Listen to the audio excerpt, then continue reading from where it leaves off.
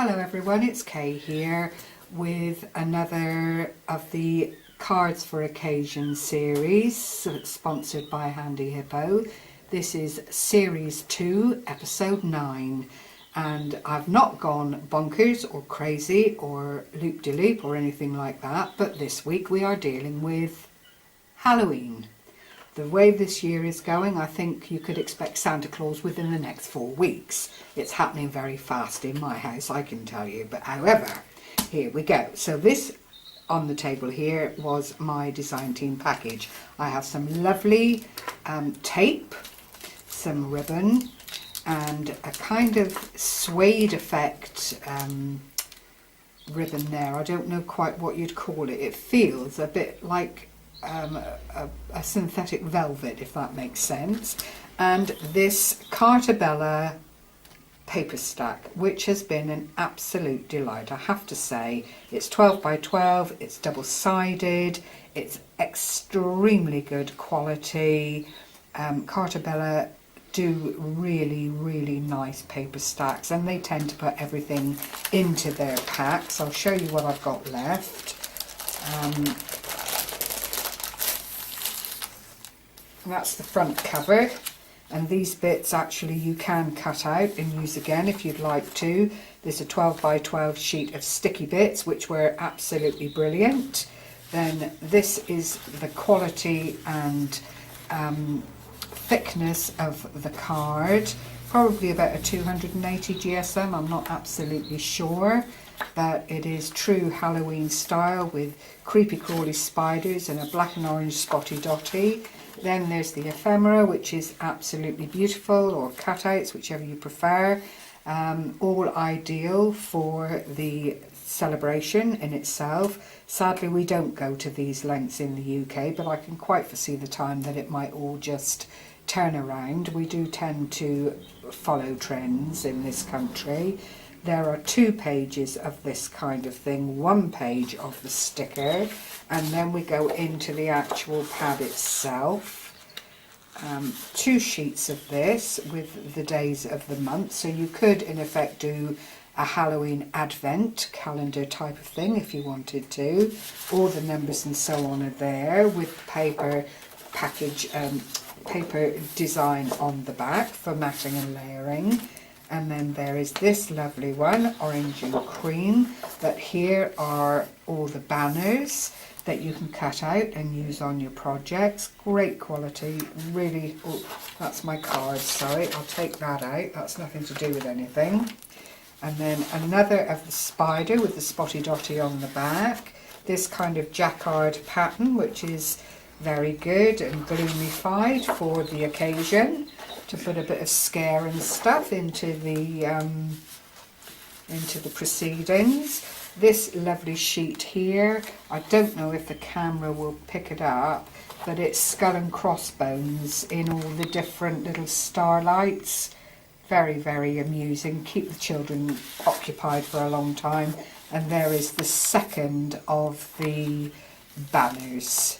But, you know, all in all, it's a very themed, very relevant paper pack, and I think you'll agree, again, like a lot of these packs, there's no need to worry about colour coordination or putting things together, because it's all done for you within the design.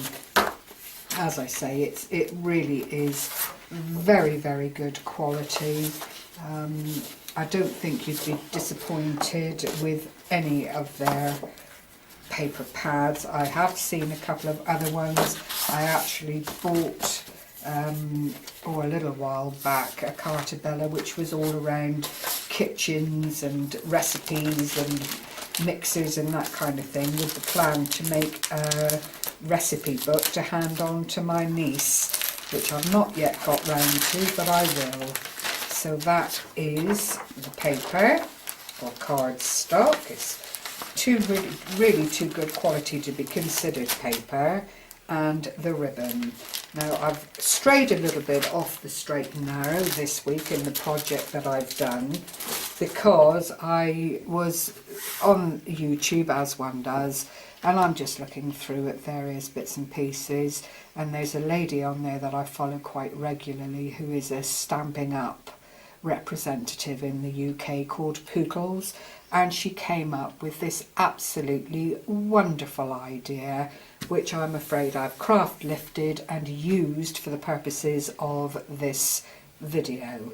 The first thing is to show you this little packaging here, and as you can see, it's a little box, and in the box are 6 milk cartons, which I've decorated with the card.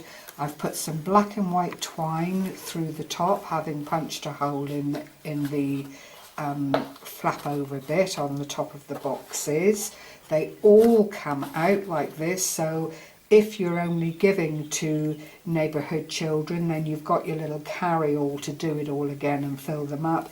If you're giving to your family members, grandchildren, or nieces and nephews and that kind of thing, clearly, you know, you can do this over and over again and make it look different every time. These are quite good sized boxes. You'd probably get a chocolate egg in them, or some little mini little sweeties and things. Because you've got the milk top carton affair, this does all open up, so you really can jam pack them full if that's what you want to do. The little pack, I've put some ribbon on and up around just so you've got a carry-all. This is firm enough and it would take the pressure, but why stress it when you can, you know, if you just want to carry it out and to your front door to give to the neighbourhood children, then you've got something there, you can turn it around so they can help themselves, which is always a bit of a pleasure. So those are the boxes. There are 6 in all. Spot the deliberate mistake. Yes, there's one missing, so we will make that one here today. And I will also show you how to make this rather lovely container for them. It's all very, very straightforward. On the front here, I've got Happy. On the back, I've got Halloween. And then I've used various of the stickers and so on and so forth, just to spookify it up a little bit and make it look like the business, I hope, and I hope you'll agree. As an aside, needless to say, if this project lights you up and you feel you'd like to try it, it would be ideal also for Easter. It would be ideal for any occasion really, for a birthday, for someone special. You can put lots and lots of little things into the boxes that would be appreciated. It would be quite novel and very fun, very much fun to open. And at Christmas, well, the world would be your oyster, because you really would be able to go to town filling these little boxes with whatever your heart desired. The other thing I made to go with this, as it is Halloween, is this booklet from the actual card paper pad, and it's like a memory jogger for people that actually do Halloween very, very seriously. And what you do is open this up, and inside are 2 pockets. On this side I've got some more of the cutouts and ephemera, just with little bits to journal on. You could put photographs on the back if you wanted to, of your children all dressed up in their party wear. It's quite a nice idea, I thought, and they all just slot in here quite nicely, as you can see. And it is just one piece of card folded over, and then these little pockets put in. I've also got some other little Halloween related bits here that you could also use for pictures if you wanted to, all very straightforward, cut directly from the paper pack, and they fit in there ideally. And then in this one, which again is a direct cutout, so it really does lend itself to making this quite a nice project to do, I've just folded this little one in half and put a Halloween pumpkin on the front. Inside it talks about the costumes that you've used on that given Halloween year, so clearly you could replicate that if you wanted to and bring it out time and time again, so that you didn't have to worry about whether you'd worn the same costumes the year before, whether the neighbours had used it. I know it's quite a social event and it's nice to be standing out there in your own little glory spot, if you like.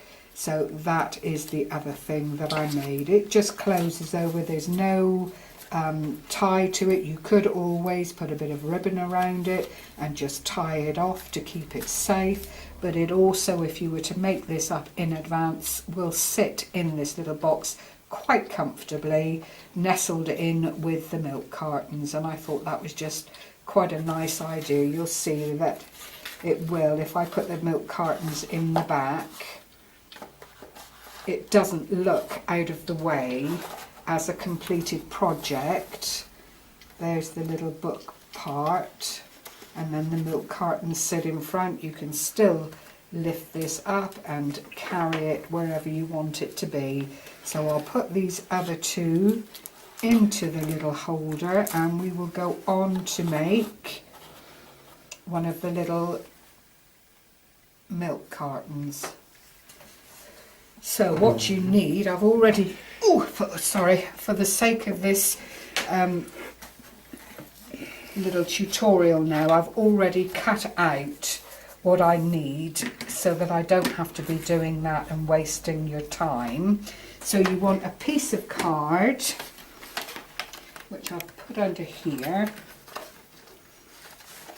Okay. Is that the one? That is, I open this up. That's not it. Bear with me one moment. What did I do with that then? It was all cut.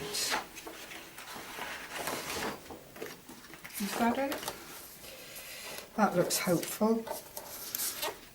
Sorry about that. Yes, this needs to be 8 1/4 in length, and no, it's meant to be 5 1/2, and I've cut it to 6 1/2. Yeah, I need to take an inch off. It's got to be 5 1/2 by 8 1/4. We'll just trim off that little bit there that we don't really need. And then long side, starting out, line it up, because your measurements do need to be good. You score at 2 inches, at, oops, I moved it, 4 inches, 6 inches, and 8 inches, leaving a tiny little bit at the end there. Now, as always, if you're using good quality cardstock or paper, turn it over, score twice, just to break up the fibres so you don't end up with any cracking or splitting of the card that you're using. Turn it back to the original score point, line it up again to your 5 1/2 width, and you score at 1 1/2 and again at 3 1/2. Turn it over and do it all again, just to save having any blemishes in that cardstock. And then we fold and burnish, and you want nice strong folds to keep it all right. Don't forget the little diddy one, that one's quite important. Keep folding and burnishing all the way along.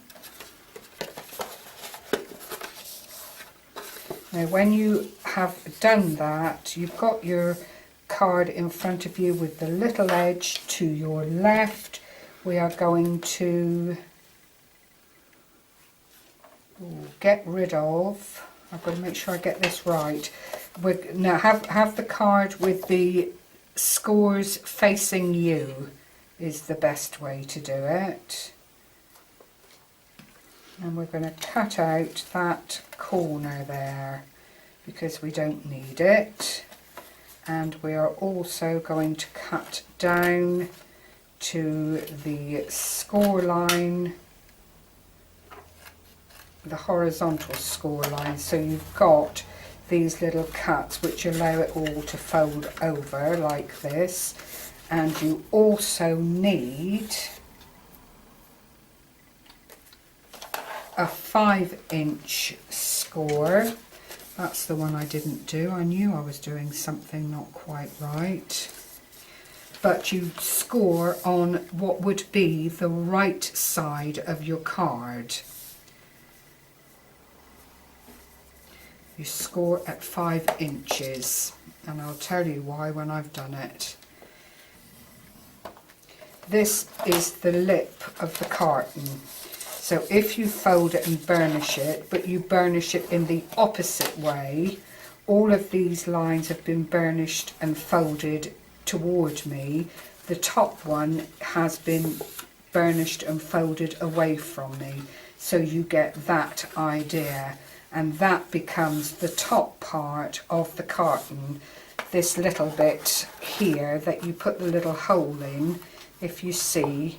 If you burnish it the other way, there's every likelihood that that top bit will give and cause some cracking and not keep its integrity. So I'll pop that one back in there. The next thing we do is glue. So we want a little bit of glue on this edge, on what's left of the tiny little edge. And you bring your card around, or take your card to that little edge and glue it down. Not like that, Kay, like that, sorry. I'm doing it all. That's the trouble when you're filming, you have to keep an eye on the time, as I'm constantly saying.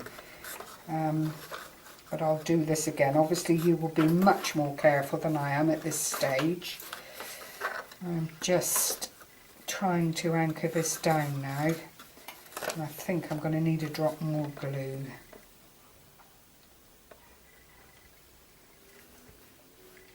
Right, fold it in and glue it down, and that makes a nice squared off. If you'll excuse the mess with the glue, I will have to make this one again, but off camera. And that then becomes the tube that makes up your milk carton, just purely and simply as it stands there. You then fold down the bottom, make up your mind which is the front of your carton, and then you bring in your sides. They don't quite overlap entirely, but that's not a worry. Put some glue on what would be the back flap and bring it forward, and your front flap to the front of the carton you always fold away, so you've got a smooth line going from the front of your work all the way around, and that then fits quite nicely there like that. And all you do to make the milk carton affair is with your index finger push the sides in like that as equally as you can, close the top together, and by virtue of all the lovely scoring that you've done, it just forms a lovely little, almost like a church spire affair there, and holds everything together in readiness for decoration. And as you can see, that's what I've done with these. I've just taken a little bit of the paper, put a little something on the front, and then using my eyelet punch, I've just put a hole through the whole of this little grouping of card, and then used some of the black and white twine, and that holds it together quite nicely. You could, if you wanted to, and you had, you were giving it to older children, just put a paper clip, a decorated paper clip or something of that nature onto that bit just to hold it in place. But if I open it up, you can see it's quite a deep box.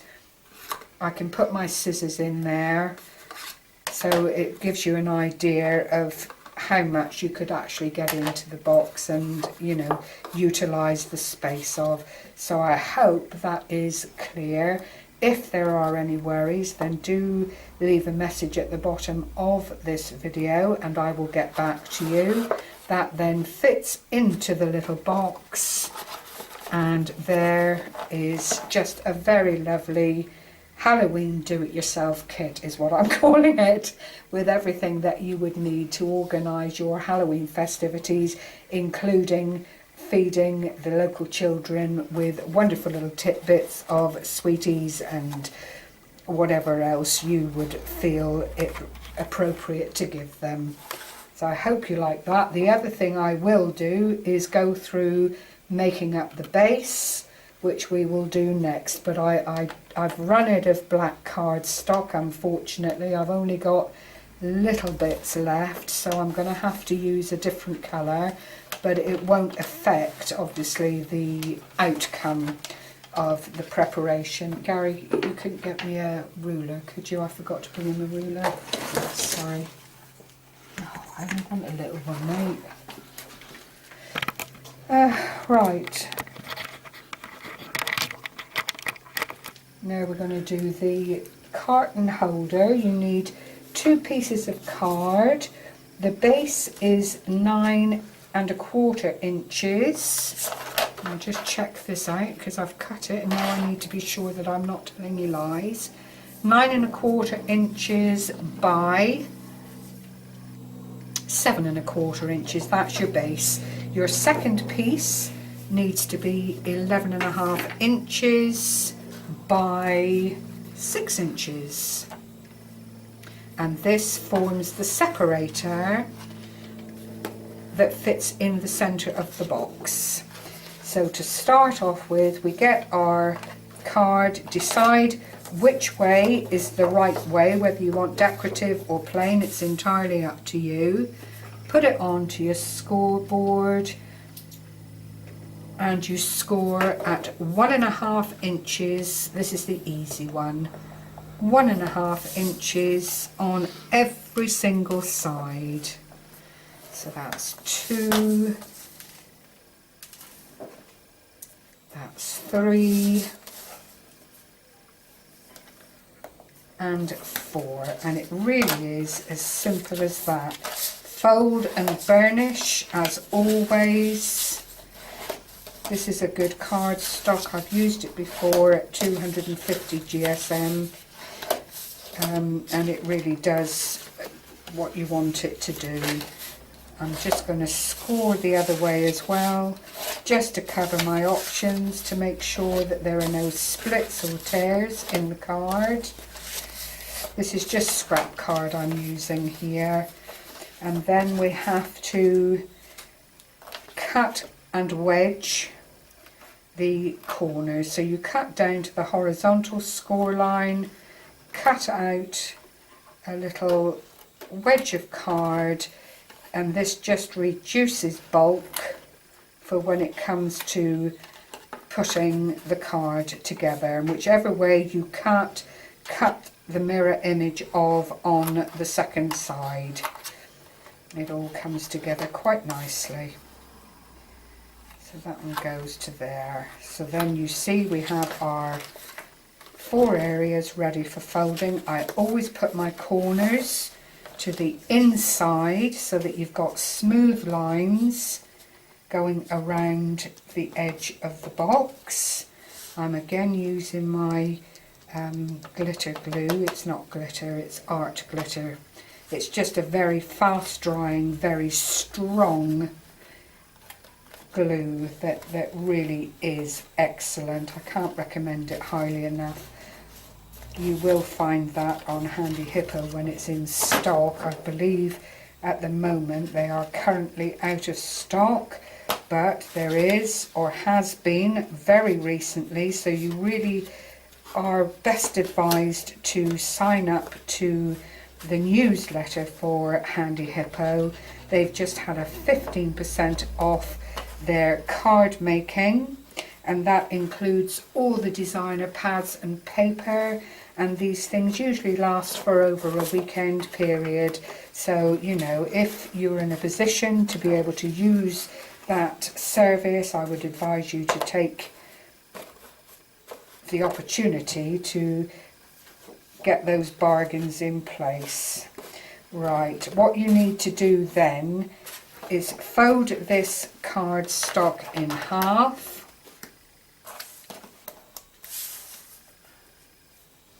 And at 11.5, you're looking at 5 1/4, and just score.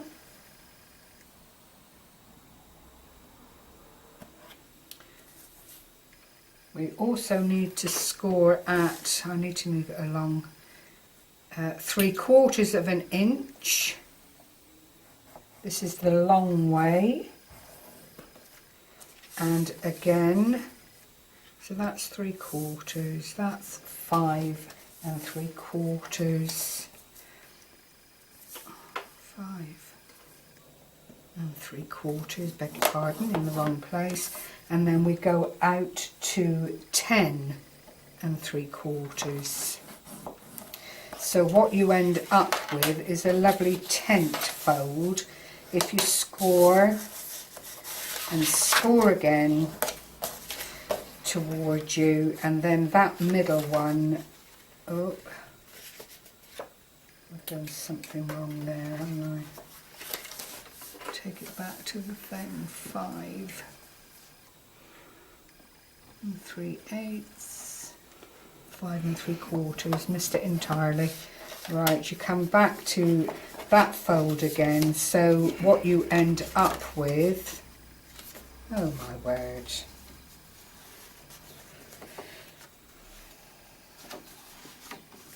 bear with me people, she's lost her, that's it.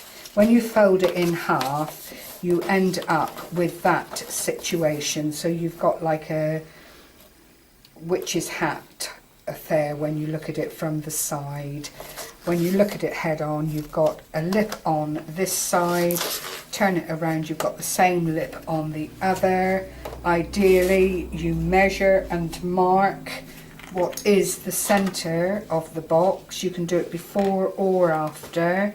The box is actually 4.5 inches wide, so at around 2 1/4 you want to just mark out, because this has to sit in the center of the box at that point, and that allows you then to be able to place this and have room for the little milk cartons as you go along. And all you do with this is either use the red line tape, it's entirely up to you, or a very, very good adhesive. Before you put your flaps down, however, you do need to glue together this centre bit just to keep it a bit more sturdy and a bit more resilient, because it does take, as the centre of your box, a lot of tension when it's being lifted and moved around, even with the ribbon on it. So sandwich those two together. You've got your glue on the bottom. This card's split, oh dear. And then, as I say, put it into what is the centre of the box. It's a bit flippy floppy when it's in at that point, but by the time you put your cartons in and you decorate the flap, it actually all comes together really, really nicely. If you're like me and you like a bit of extra security, once that is settled and in place, you can always glue the side bits together there, just to add an extra bit of reinforcement and keep everything together. And then your milk cartons, once you've made them, will fit in there really, really beautiful, 3 on each side. And you really can decorate it to taste and decide what theme you would like to use this particular project for. So I hope you find that helpful and inspirational. It would be nice to think that, you know, you would feel that you could have a try at this. It's actually not very complicated. I hope I haven't made it appear so, because it's a very straightforward thing to do, and you can decorate it as much or as little as you like. You know, it would be lovely for Aunt Mildred with some of her favourite chocolates in. Lovely for a child, a little boy with pirates or horses and dogs and things. You could decorate it with family photos. It would be entirely up to you. But there is the Halloween project, or Halloween card making. And I hope, as I say, that it's been of help and inspiration to you. Any problems, please don't hesitate, leave a message underneath the video. Do watch out for the menu on the Handy Hippo channel on YouTube, because now there is only one more after this one before it will be time to contact Edie Jane at Handy Hippo with your entry and the chance to win a £20 voucher to spend at the store. So have fun, everybody. I hope again that this has been of value to you. Take care, everyone. Bye bye for now.